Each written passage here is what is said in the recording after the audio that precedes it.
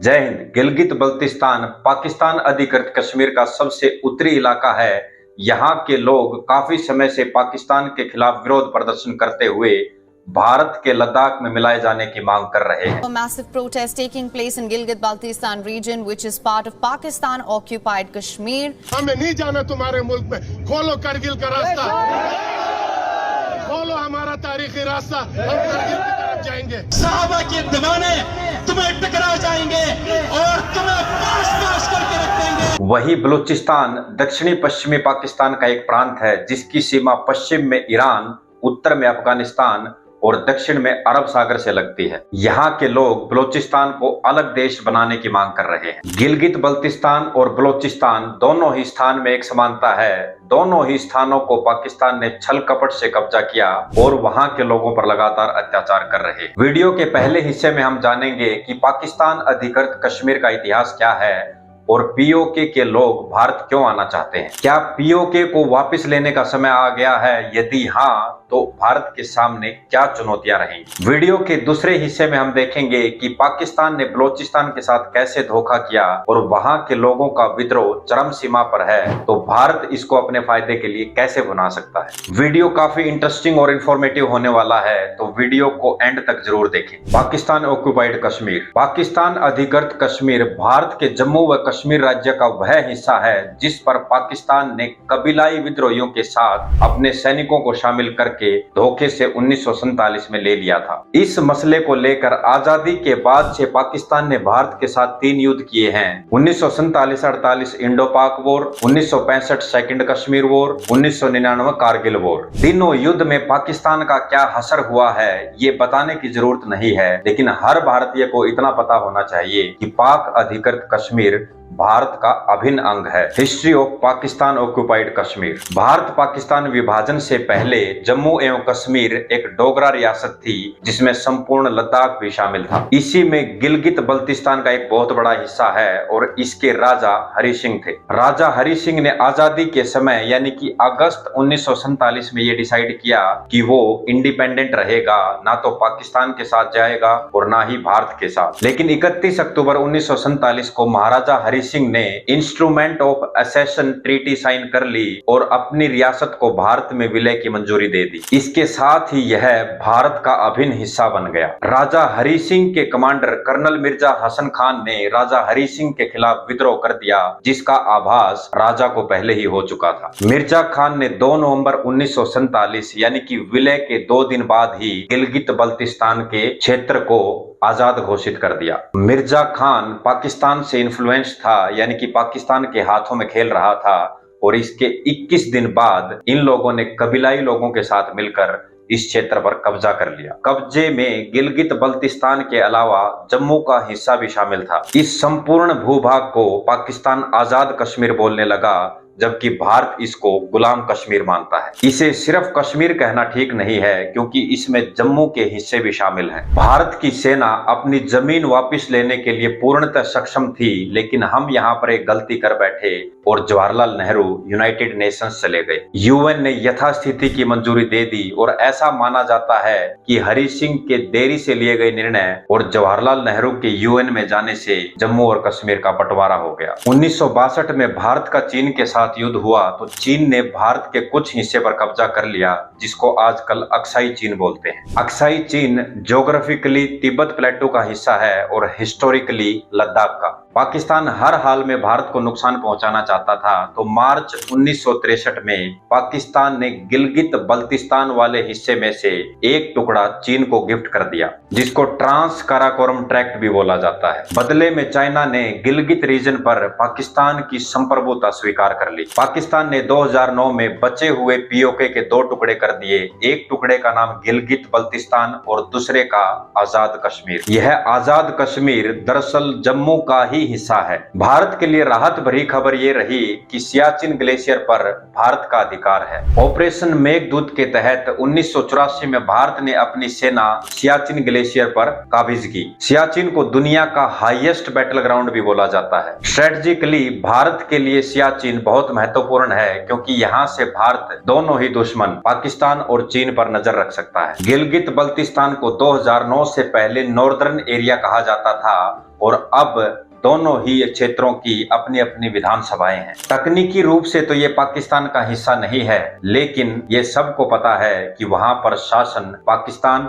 या पाकिस्तान की आर्मी का ही चलता है। पाकिस्तान ने यहाँ अपनी चाल चली और शिया बाहुल एरिया में सुन्नी लोगों की बसासत करवा दी, जिसकी वजह से देखते ही देखते शिया मुस्लिम वहां पर माइनॉरिटी में आ गए। पाकिस्तान में हर रोज सख्त कानून बनाए जा रहे हैं, जिसकी वजह से शिया मुस्लिम मानते हैं कि ये उनके खिलाफ है और वो भारत आना चाहते हैं। गिलगित में ऑयल, गैस, डैम्स और टूरिज्म से होने वाली कमाई या तो पाकिस्तान सरकार के पास जाती है या फिर पाकिस्तान आर्मी के पास। यहाँ के लोगों की पार्लियामेंट में कोई रिप्रेजेंटेशन नहीं है, जबकि यहाँ के लोगों के पास पासपोर्ट पाकिस्तानी है। कहने को तो पाक अधिकृत कश्मीर के लोग अपना प्रधानमंत्री भी चुनते हैं, लेकिन ये सिर्फ कठपुतली होता है। पाकिस्तान में राजनीतिक, आर्थिक और सामाजिक अस्थिरता है, जिसके चलते पीओके के लोग और वहाँ के बड़े नेता भारत से मदद की गुहार लगा रहे हैं। पीओके का मुद्दा भारतीय जनता पार्टी के एजेंडे में भी है और 2024 में लोकसभा के चुनाव भी आ रहे हैं। प्रधानमंत्री नरेंद्र मोदी और रक्षा मंत्री राजनाथ कई बार अपने भाषणों में पीओके का जिक्र कर चुके हैं। ऐसे में कोई बड़ी हलचल हो भी सकती है। हमारी यात्रा तो तब पूरी होगी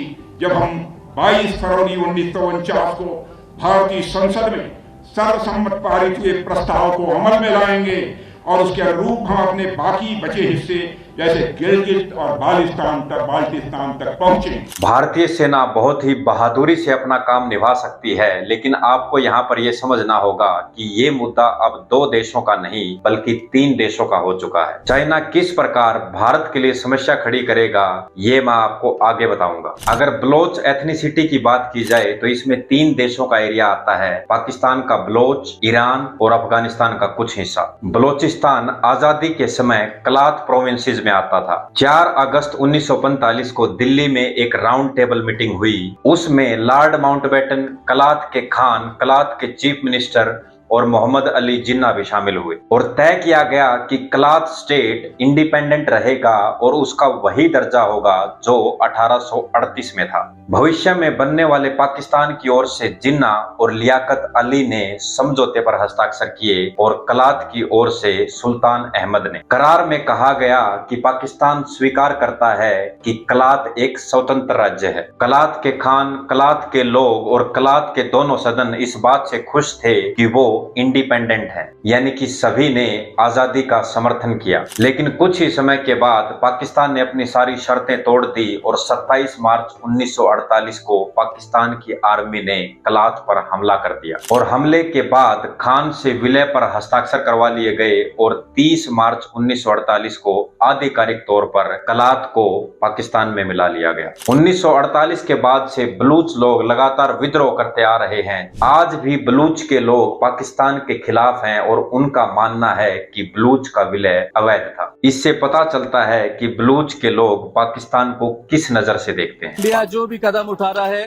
पाकिस्तान या किसी भी टेररिस्ट के खिलाफ, वो सही उठा रहा है और उसे सबसे पहले शुरुआत बलूचिस्तान में पाकिस्तान की टेररिज्म खत्म करने के लिए सर्जिकल स्ट्राइक को पूरा सपोर्ट करते हैं और हम चाहते हैं भारत ऐसी स्ट्राइक्स बलूचिस्तान के अंदर भी करे। जुड़ना होगा बलूच के आंदोलन के साथ और भारत की सरकार को, सबसे ज्यादा भारत की सरकार यूनाइटेड नेशंस में हमारे साथ जोड़ सकती है। पाकिस्तान ने यहाँ भी अपना पुराना हथकंडा अपनाते हुए बलूचों को माइनॉरिटी में लाने की कोशिश की। रिबेल बलोच ने अपनी एक आर्मी बना रखी है जिसका नाम है बलोचिस्तान लिबरेशन आर्मी। बीएलए का मुख्य मकसद है बलोचिस्तान को पाकिस्तान से अलग किया जाए। बीएलए मुख्यतः अफगानिस्तान से ऑपरेट होती है। चाइना पाकिस्तान से मिलकर एक कॉरिडोर बना रहा है जिसका नाम है चाइना पाकिस्तान इकोनॉमिक कॉरिडोर यानी कि सीपैक। इस कॉरिडोर की लंबाई लगभग 3000 किलोमीटर है और ये कॉरिडोर चाइना को बलोचिस्तान में स्थित ग्वादर पोर्ट से जोड़ेगा। अगर ये प्रोजेक्ट पूरा हो जाता है तो चाइना भारत पर हैवी हो जाएगा। चाइना के इस प्रोजेक्ट के 2 मुख्य उद्देश्य हैं। पहला,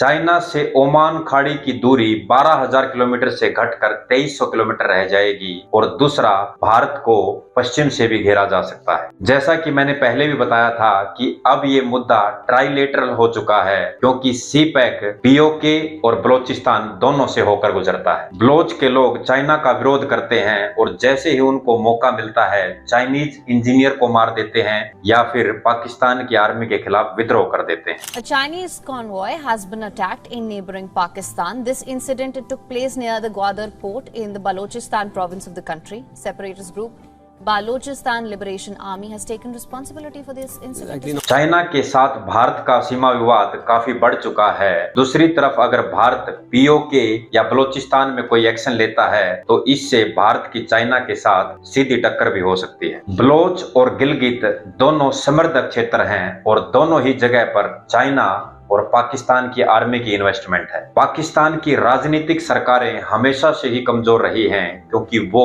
पाकिस्तानी आर्मी के दबाव में काम करती है। पाकिस्तान को लग रहा है कि चाइना की इन्वेस्टमेंट से पाकिस्तान के लोगों को रोजगार मिलेगा, लेकिन ये पाकिस्तान की गलतफहमी है। ड्रैगन ने धीरे धीरे पाकिस्तान को अपने चंगुल में ले लिया है और पूरे पाकिस्तान को कर्जदार बना दिया है। ऐसे में भारत को क्या करना चाहिए? बलोच ह्यूमन राइट्स का मुद्दा इंटरनेशनल बनाया जाए और उसको किसी भी तरीके से यूनाइटेड नेशंस में लेकर जाया जाए। बलोच रिबल्स को नीचे ही नीचे सपोर्ट दी जा सकती है जिसकी वजह से वो लोग अपनी लड़ाई ढंग से लड़ सकें। मीडिया का सदुपयोग करना चाहिए जिसमें भारतीय जनता पार्टी माहिर भी है। पाकिस्तान के खिलाफ एक नैरेटिव सेट किया जाए जिससे पूरे संसार को यह पता चले कि पाकिस्तान बलोच में गलत कर रहा है। भारत बलोच की इस तरीके से मदद करे कि बात रेफरेंडम तक पहुंच जाए। रेफरेंडम का खेल हम यूक्रेन के कुछ पार्ट्स पर देख चुके हैं। ये आज नहीं तो कल पाकिस्तान में संभव हो सकता है। कुछ लोगों के मन में सवाल आ सकता है कि भारत ने 1971 में बांग्लादेश बना दिया था तो हम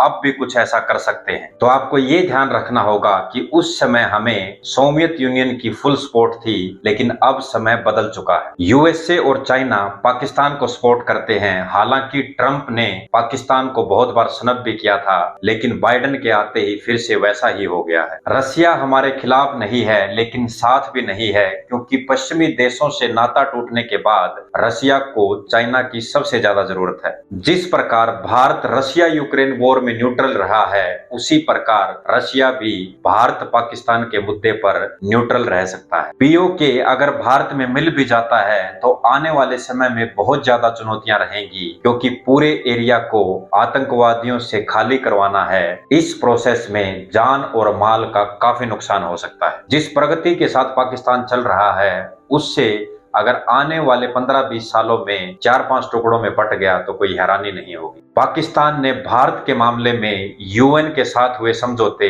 और शिमला समझौते को कई बार तोड़ा है। हालांकि भारत समय समय पर अपना विरोध भी जताता रहा है, लेकिन इसका बहुत ज्यादा फायदा नहीं हुआ। भारत ने 2019 में कश्मीर की धारा 370 को हटा दिया था, जिसके बाद इसको 2 हिस्सों में बांट दिया गया। पहला जम्मू एंड कश्मीर, दूसरा लद्दाख, और दोनों ही हिस्सों को केंद्र शासित प्रदेश बना दिया गया। देश के सामने 70 साल से एक और बड़ा चैलेंज था, जिसे कुछ दिन पहले भारत ने फेयरवेल दे दिया है।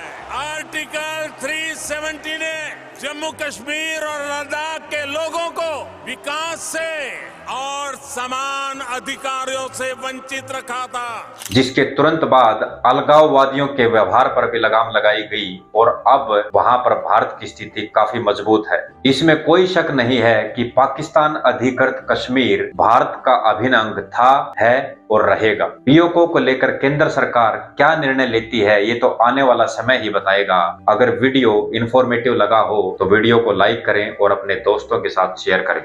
जय हिंद।